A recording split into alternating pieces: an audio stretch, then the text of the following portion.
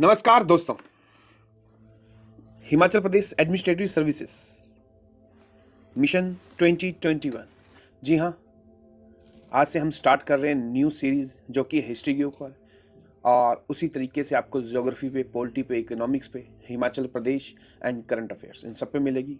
तो first of all चलते हैं हम हिस्ट्री के क्वेश्चंस पर।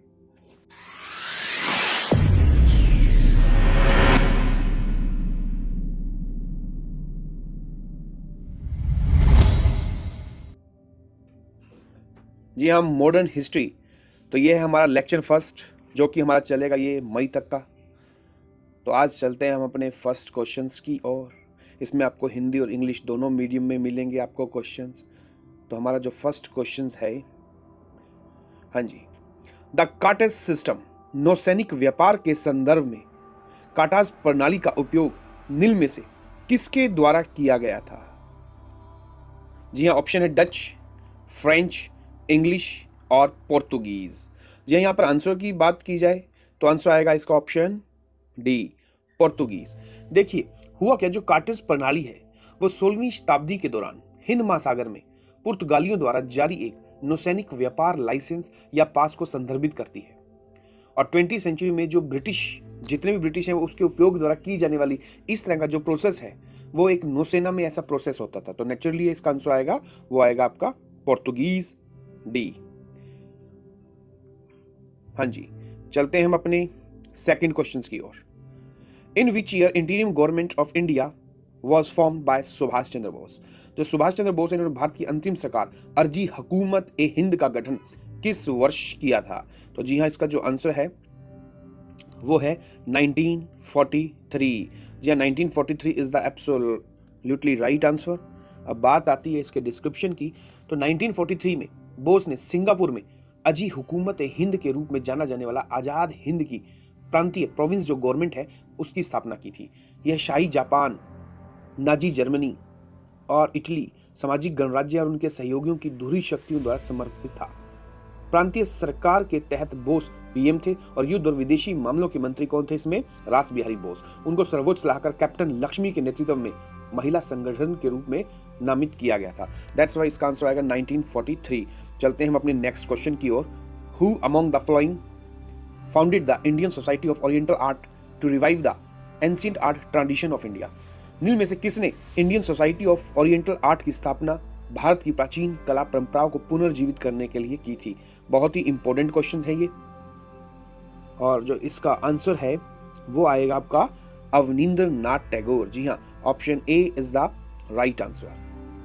अब भारत की बात में अगर बात की जाए तो भारत की प्राचीन कला परंपराओं को पुनर्जीवित करने के लिए अवनींद्र नाथ टैगोर ने कोलकाता में Indian society of oriental art की स्थापना की थी। वह सरकारी स्कूल ऑफ आर्ट के प्रिंसिपल और मॉडर्न इंडिया के एक महान आर्टिस्ट थे, कलाकार थे। तो चलते हैं हम अपने क्वेश्चन नंबर 4 पे। Which among the following is India's first oil refinery? जी हाँ, ये बहुत ही इंपॉर्टेंट क्वेश्चन कि भारत में कौन भारत की पहली तेल रिफाइनरी है। तो इसमें जो आपके ऑप्शन है आपके आगे, तो इसका आंसर आएगा जी हाँ, Digboi. Digboi, option C is the right answer, Digboi refinery. देखिए डिगबोई जो है वो भारत के असम राज्य के नॉर्थ ईस्ट पार्ट में तिनसुकिया जिले में एक शहर है और एक नगर है। 19वीं सेंचुरी में अंत में यहाँ जो रॉ मटेरियल है कच्चा तेल की खोज की गई थी। डिगबोई असम के तेल शहर के रूप में जाना जाता है जहाँ एशिया में पहला तेल कुआं ड्रिल द्वारा किया गया था। पहली रिफाइनरी 1901 में स्टार्ट हुई और डिगबोई में सबसे पुराना तेल कुआं यही है। पुरानी रिफाइनरी की टेक्निक अप्रचलन को दूर करने के लिए डिगबोई रिफाइनरी परियोजना को बड़े पैमाने पर लिया गया था। इसके बाद असम में ऑयल डिवीजन द्वारा अन्य कई प्रमुख योजनाओं को आगे बढ़ाने की बात हुई और ये 14,001 ISO प्रमाण पत्र से सम्मानित पहला रिफाइनरी है। चलते हम अपने क्वेश्चन नंबर 5 की ओर। During the company rule the Hindu widow remarriage act was drafted by. बहुत ही इंपॉर्टेंट क्वेश्चन। कंपनी नियम का पालन करते हुए हिंदू विधवा पुनर्विवाह अधिनियम का मसौदा तैयार किसने किया? तो आपके आगे 4 ऑप्शन है, Lord Canning, Lord Dalhousie, Lord Hardinge या नन ऑफ द अबव। जी हाँ, इसका बिल्कुल राइट आंसर है Lord Dalhousie. Option B is the right answer. देखिए जो हिंदू विडो रीमैरिज एक्ट है 1956, ये 25 जुलाई 1856 को एक्ट बना और ईस्ट इंडिया कंपनी नियम के तहत भारत के सभी कोर्ट में हिंदू विडो रीमैरिज एक्ट को कानूनी रूप से पास करवा दिया गया मिस्टर डलहौजी द्वारा। दैट्स व्हाई इसका आंसर आएगा लॉर्ड डलहौजी। चलते हैं हम अपने क्वेश्चन नंबर 6 की ओर। Which among the following was the first establishment of Dutch in current territory of Odisha?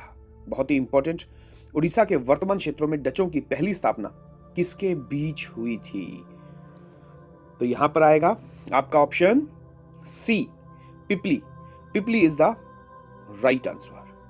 पिपली पहला स्थान था जहां डचों ने उड़ीसा के वर्तमान क्षेत्रों में खुद को स्थापित किया था और इसे जल्द ही बालासोर के लिए छोड़ दिया गया था। चलते हैं हम अपने नेक्स्ट क्वेश्चन नंबर 7 पे। दक्षिण अफ्रीका से लौटने वाले महात्मा गांधी का पहला सफल सत्याग्रह कौन सा था? सबको पता होगा। इसके जो हमारे बात चलती है कोडिंग की, तो आप कैक से याद कर सकते हो, CAK। सबसे पहले चंपारण में जो राजकुमार शुक्ला थे उनके इनविटेशन पे ये वहां पर गए थे और वहां पे राजेंद्र प्रसाद जी भी नहीं मिले। सेकंड नंबर पे अहमदाबाद, थर्ड नंबर पे खेड़ा। इस पॉइंट ऑफ व्यू से नंबर सी, पॉइंट सी जो है चंपारण, ये इनका फर्स्ट था। चलते हैं अपने क्वेश्चन नंबर 8 की ओर। On which date Constituent Assembly of India met for the first time? तो भारत की संविधान सभा की किस तारीख को पहली बार मिली? 3 जून, 6 जून, 9 दिसंबर या 12 जून 1946? जी हाँ, इसका एब्सोल्युटली राइट आंसर है। बहुत ही important popular question.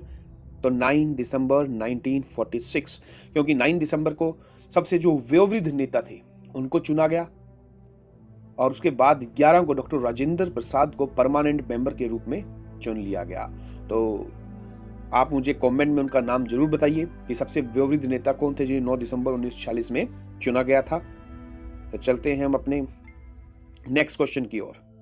Which government of Madras had signed a treaty with Tipu? Madras के किस गवर्नर ने टीपू के साथ संधि पर हस्ताक्षर किए? देखिए, बहुत ही फेवरेट सीरियल भी आता था बचपन में, टीपू सुल्तान। तो उसी के ऊपर किस गवर्नर ने टीपू के साथ संधि पर हस्ताक्षर किए? और उससे भी बड़ी बात, आपने जितना प्यार हमें यूट्यूब पे दिया है, तो हमने हमारा जो आपको लिंक है वहाँ पे भी मिल जाएगा डिस्क्रिप्शन में। और इसके अलावा आप सीधा टेलीग्राम जो सोशल चैनल है उस पे भी, ऑनलाइन चैनल, उस पे भी आप हमें सब्सक्राइब कर सकते हैं, ताकि आपको सीधा PDF, कोई भी PDF होगी, चाहे वो करंट अफेयर से रिलेटेड हो या हिमाचल प्रदेश से रिलेटेड हो, एब्सोल्युटली फ्री मिल सके। तो चलते हैं हम अपने इस क्वेश्चन की ओर, क्वेश्चन नंबर 9 पर। तो इसका जो बिल्कुल सही आंसर है वो है जॉर्ज मकार्टनी। जी हाँ, आप देख सकते हैं option A. Option A is the right answer. तो इसके साथ ही टीपू के साथ संधि हुई थी। ये बात है 11 मार्च 1784 को। मैसूर के सुल्तान टीपू सुल्तान के साथ एक संधि पर हस्ताक्षर किए। दोनों पार्टियों ने उन क्षेत्रों को छोड़ दिया जिन्हें लड़ाई के दौरान हासिल किया गया था। चलते हैं अपने क्वेश्चन नंबर 10 पे। Who among the following has written the book Bahuvivah? तो इनमें से किसने बहुविवाह बुक लिखी? तो आपके आगे 4 ऑप्शन है। ईश्वर चंद्र विद्यासागर, शरद चंद्र चट्टोपाध्याय, बंकिम चंद्र चट्टोपाध्याय या Shri Aurobindo. Option A is the right answer, Ishwar Chandra Vidyasagar. इनकी ही फेमस बुक थी बहुविवाह। चलते हैं हम अपने क्वेश्चन नंबर 11 पे। हाँ जी, भारतीय स्वतंत्रता आंदोलन के संदर्भ में 14 जून 1945 को निम्न में से कौन सा स्थान लिया गया? तो यहां पर सबसे इंपॉर्टेंट क्या चीज हमें देखने को मिली थी? तो आपके आगे 4 ऑप्शन है। Cabinet mission plan, Wavell plan, Lord Mountbatten plan या इंटीरियम गवर्नमेंट सेटअप। तो यहां पर जो सबसे फेमस है वो है आपका, इसके अकॉर्डिंग 14 जून 1945, ये आएगा आपका ऑप्शन बी, वेवेल प्लान। बहुत ही इंपॉर्टेंट जब यहां पर बात की जाए मुस्लिम लीग, क्योंकि मुस्लिम लीग की कांग्रेस के साथ बिल्कुल नहीं बन पा रही थी और जिसमें ये हमको फ्लॉप होता भी दिखा, ये वही वेवेल प्लान है। चलते हैं हम अपने क्वेश्चन नंबर 12 पे। Which among the following was the first Bengali newspaper? तो सबसे पहला समाचार अगर आ जाए या सबसे पहले समाचार पत्र, वो भी या बंगाल का हो या सबसे पहला हो, तो उसका आंसर एक ही होगा, जो कि है Bengal gazette. Option D is the right answer. चलते हैं हम अपने क्वेश्चन नंबर 13 पे। Faith is a battle is the biographical work on which of the following personality? विश्वास एक लड़ाई है, निम्न से किस व्यक्तित्व में से किस पर जीवनी संबंधी काम है? मोहनदास, मोहम्मद अली जिन्ना, मौलाना अबुल कलाम आजाद, खान अब्दुल गफ्फार खान या नन ऑफ देम? जी हाँ, ये बहुत ही इंपॉर्टेंट है। इसका जो बिल्कुल सही जवाब है वो है हमारे फ्रंटियर गांधी खान अब्दुल गफ्फार खान, सीमांत गांधी के नाम से भी इन्हें जाना जाता है। तो विश्वास एक लड़ाई है, इसी के ऊपर इनकी बात आती है। चलते हैं अपने आज के सेकंड लास्ट क्वेश्चन की ओर।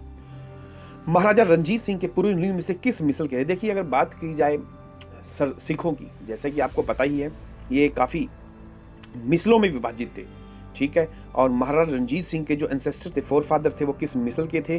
तो सुकर चकिया मिसल के थे। तो इसका जो बिल्कुल सही जवाब है वो है ऑप्शन डी। कहीं ना कहीं हिमाचल जीके में एक रणजीत सिंह के बारे में भी अपने आप पार्ट बहुत ज्यादा अहम हो जाता है, तो आपको इस टाइप से भी याद रखना चाहिए कौन सी मिसल के थे, क्या इनके इंपॉर्टेंट वॉर, कौन कौन से इनके इंपॉर्टेंट वॉर रहे, कौन कौन सी इन्होंने ट्रीटी की। तो इसका भी हम हिमाचल जीके में बात करेंगे।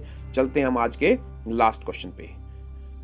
इन which of the language Mahatma Gandhi publish newspapers with the name Harijans? जी हाँ, आपको पता ही होगा जो हरिजन के नाम से महात्मा गांधी जी ने समाचार पत्र पब्लिश किए थे, तो वो कौन कौन सी लैंग्वेज में थे? इंग्लिश में, हिंदी में, इंग्लिश एंड गुजराती में, या फिर बात की जाए इंग्लिश, हिंदी और गुजराती की? तो इस टाइप का क्वेश्चन टीचिंग और महात्मा गांधी भी आपको देखने को मिल जाएगा, लेकिन और ये काफी बार एचएस के अंदर 2016 और 2014 के अंदर भी क्वेश्चन आया हुआ है। तो ये जो आंसर आएगा इसका आएगा ऑप्शन डी। जी हाँ, जो हरिजन्स हम समाचार पत्र देखते हैं ये तीनों लैंग्वेज में था, इंग्लिश, हिंदी एंड गुजराती। तो ये बहुत ही इंपॉर्टेंट क्वेश्चंस। तो इसके अलावा आप टेलीग्राम पे स्टडी चैनल, स्टडी दर्पण के नाम से आप देख सकते हैं, आपको वहाँ पे सभी पीडीएफ फाइल मिल जाएगी। तो आपको ये वीडियो कैसा लगा जरूर कमेंट कीजिए, और हमारा चैनल आपने अगर सब्सक्राइब नहीं है तो सब्सक्राइब कीजिए, और अच्छा लगे तो शेयर कीजिए। लाइक तो बनता ही है। मिलते हैं हम अपने नेक्स्ट वीडियो में, तब तक के लिए गुड बाय।